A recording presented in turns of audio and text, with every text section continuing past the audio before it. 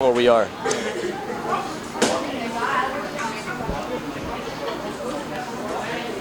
This is Mike Feinberg with the Fighting News. I'm standing here with Dat Nguyen. Dat, be Dat. How you doing today? I'm great. Thank you for so much for coming here tonight at my gym in Vero Beach. Yes. Absolutely, yeah. Here at Miracle Boxing Gym here in Vero Beach. That's gym. How long have you had the gym? 7, 8 years now. Yes. Okay. Dat is 10 days removed from the biggest win of his career, where he floored Miguel Flores in the 6th round and then eventually stopped him. He was a 21-0 up-and-coming prospect that is no longer. Dat, looks Yes. like you've taken that limelight right now. Right. Yeah. The way I see it, you got one more big win ahead of you before possibly a title fight. Yes. I'm excited. Like I said, God blessed me. Everything for this camp was coming out so great. All the support from everybody in Vero Beach and all my friends. They cheer me on and they pray for me. That was my success there. So I came into this fight. I was a 50-1 underdog. And I came out there, I didn't even know about the odds, but like I said, I came out there and I knew I was going to win because I knew God was on my side for that night. Right. Yes. Miguel Flores was in Houston, Texas native that that basically spoiled his hometown debut, Right. unfortunately. But you know what? To a good effect as well. Yes. So, I know that you were training with Buddy McGirt years ago here in the gym. Who's training you now? For this fight, I basically self-trained. In a way, I got some of my students here. I taught them how to hold a pad. So, like I said, I needed a pad holder. So I taught my students how to hold the pads for me. And I had a great sparring partner, Samuel. He's not here at the moment, but he was one of my main sparring partner, and he's a very strong fighter. So, those guys helped me prepare for this fight.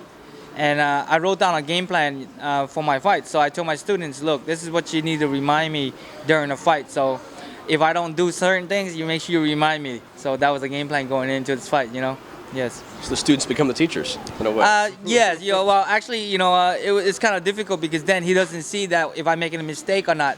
So I like to tape myself. So I record myself when I hit the mitts or when I work out or when I spar. So I get to see my mistake when I'm sparring or when I'm hitting the mitts. So I try to correct that mistake the next time I do it or the next time I spar. So I have cameras here in the gym. So all I do is I download it into my laptop and then I watch the footage at night when I get back to the house and study what I did wrong. Yes. Okay. I got to ask you about the layoffs. Obviously, you've had quite a few of them in your career. Yes. You go 2 or 3 years between fights. Yes. This last one obviously worked out in your favor for the 8-month layoff, but why? Since 2009, my promoter, they went out of business. I was with TKO Promotions. They released me. And I was looking to sign with one of the big promoter out there, like Top Rank and Golden Boy. But, they didn't show no interest in signing me because I was a Vietnamese fighter. And, they're looking forward to it, like Hispanic fighter with a bigger crowd, with a bigger fan base. And so I just kind of been laid off for a while, waiting for a call. I trained really hard, but I never got the call. And, like they said, they always trying to call you when you're not expecting it. So in 2011, I took a fight on Showtime. Versus Luis DeVal. He's an undefeated guy, and I was in great shape. And a buddy came out 3 weeks before for that fight, and I lost that fight, but I thought I was gonna go into that fight because I was in great shape. I was gonna knock the kid out, but it didn't turn out that way, And then 2 years later, I was laid off for another 2 years because I couldn't get no more fights, and I took another fight with Top Rank. They called me up to fight Jason Velez, and I was training really good for that fight, and I got sick the last week of the fight. But I didn't want to call them to cancel the fight because then if I knew that if I canceled the fight, I wouldn't get another opportunity. So I took the fight, even though I was sick. But I knew I could beat the kid. That's why in my mind I knew that I was a way better fighter than him. But like I said, I just gassed out the last couple rounds. I was ahead on scorecard by the 6-7 round, but I didn't have a cornerman. But he didn't show up for my fight, and I had a cornerman, and he was giving me the wrong instruction, So to have a good cornerman in your corner is very important. And I lost that fight as well, and a lot of people think my career was done, after 2 losses like that in a row. So I just been sitting around trying to get a fight again, and like I said, God sent me to my current promoter. I was praying, I prayed to God and said, just give me a good promoter, that will help me back with my career. And he got me, my promoter, Marshall Kaufman. He was my first trainer, so he got me 2 fights back in June and May.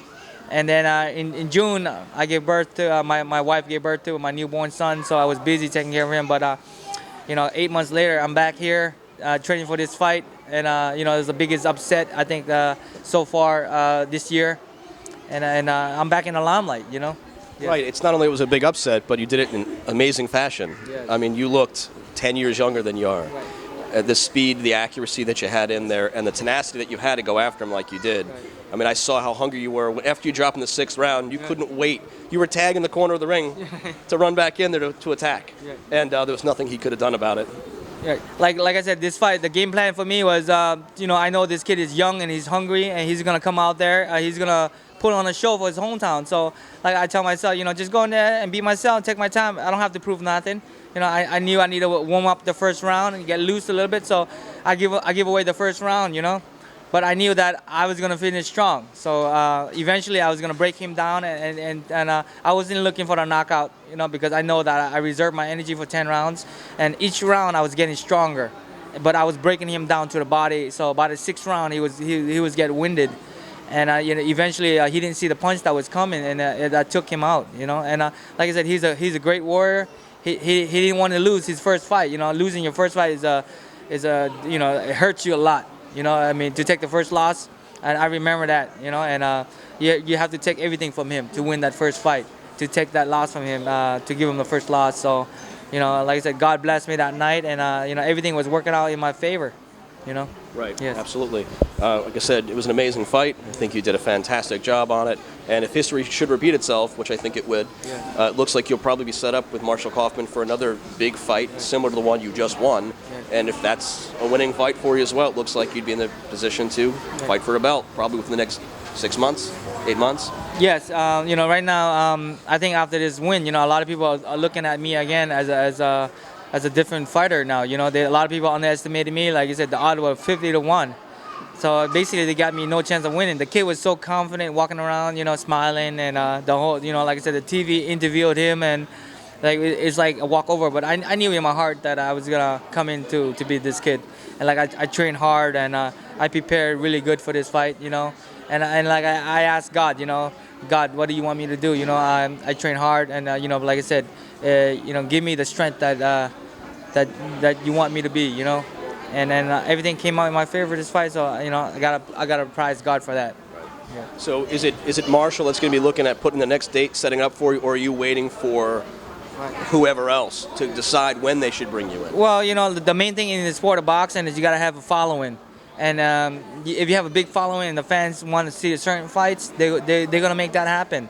And I hope that I have a bigger fan base now, and they can push for a title fight, So hopefully I get to fight one of the title holders. I'm looking at all the title holders in my featherweight class. So, Lee Shelby, Abner Morris, Leo Santa Cruz, Carl Frampton, and Oscar Valdez. I want to fight any of those guys because they're holding the belts. And I know that I can beat those guys. I just got to get proper training and great sparring. And like I said, they're going to see the best out of me. And a lot of people were surprised to see the real me this time, Yes. Right, so you mentioned a few featherweights that are out there, and obviously you fought at super featherweight this past fight, so you're looking to fight featherweight, super featherweight, possibly even a lightweight bout if it came about?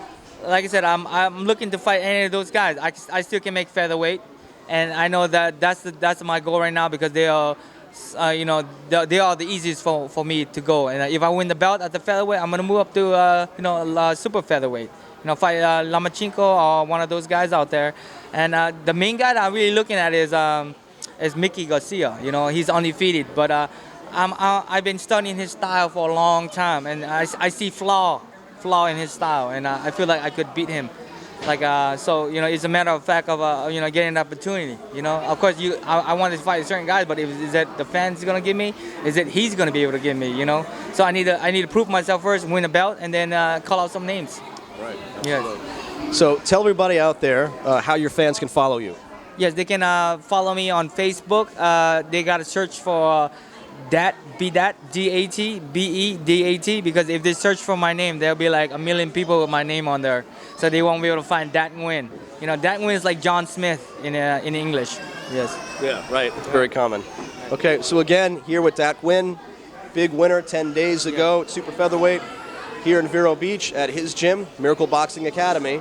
We look forward to seeing him again very soon in the future. I also want to thank everybody for their love and support on my last fight. I know a lot of my fans, they believe in me, and they were sitting at home watching and tuning, and like I said, I got a lot of messages from them. I want to thank them so much for their love and support, and all my countrymen who believe in me, all the people in Vietnam, and all the people on Maui, Vero Beach, Florida, and everybody around the world. Thank you so much for your love and support, guys. All right, great. Thank you so much. Congratulations. Thank you. Thank you. Yes.